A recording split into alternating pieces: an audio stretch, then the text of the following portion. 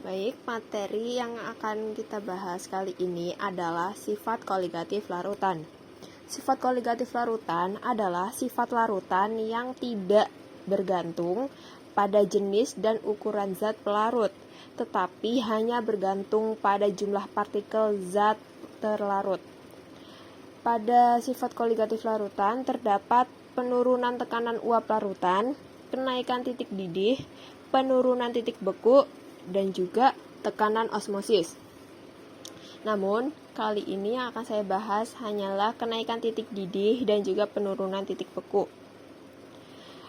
Rumus kenaikan titik didih itu delta TD sama dengan M dikali KD. Dengan M adalah molalitas atau molal dan KD adalah tetapan kenaikan titik didih. Untuk titik didih larutan, rumusnya adalah titik didih pelarut ditambah delta TD.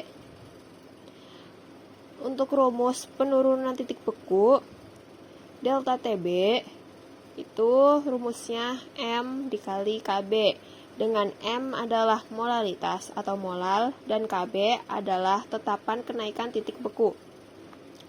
Untuk titik didih larutan, rumusnya titik didih pelarut dikurangi delta TB.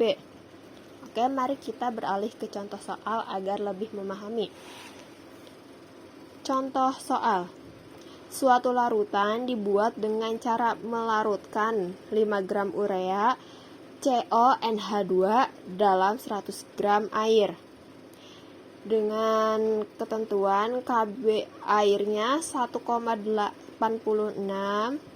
KD airnya 0,52, AR dari C adalah 12, O 16, N 14, dan juga H-nya 1.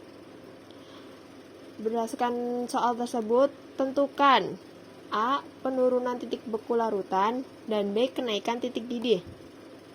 Oke, dari soal tersebut kita mendapatkan masanya 5 gram.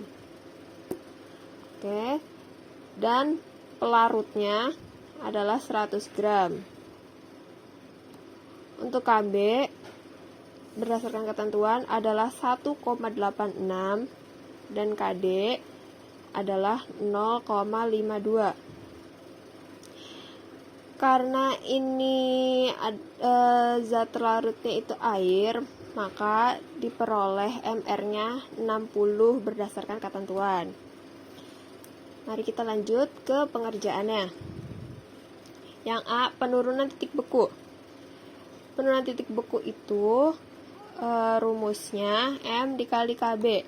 Karena kita belum mendapatkan si molalnya, maka kita harus mencari molalnya dulu. Rumusnya massa per MR dikali 1000 per P. Nah, maka kalau sudah, kita langsung kali dengan si KB atau kenaikan titik beku. Masanya sudah diketahui 5 gram, kita masukkan 5. MR-nya berdasarkan ketentuan 60, kita masukkan 5 per 60 dikali 1000 per 100. 100 adalah si pelarut. Dikali KB-nya 1,86 berdasarkan ketentuan. Kita bisa coret 100 dengan 1000-nya ganti jadi 10. 5 dikali 10 hasilnya 50 dikali 1,86. Ini sekarang 100 sudah habis, jadi kita bagi dengan 60-nya aja. Hasilnya adalah 1,55. Jadi penurunan titik beku larutannya adalah 1,55. Oke, lanjut ke contoh soal keduanya. Yang B adalah kenaikan titik didih. Kenaikan titik didih itu rumusnya molal dikali KD. Karena seperti tadi molal belum diketahui, sehingga kita harus cari dulu, yaitu massa per MR dikali 1000 per P. Bisa langsung kita kali dengan si KD. Massanya itu 5, MR nya 60 dikali 1000 per P nya itu 100 dikali 0,52 berdasarkan ketentuan.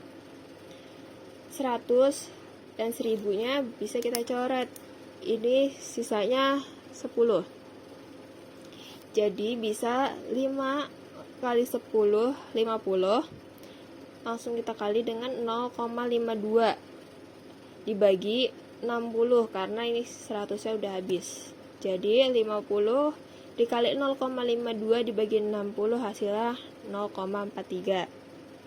Sekian penjelasan dari saya. Mari kita lanjutkan ke penjelasan berikutnya.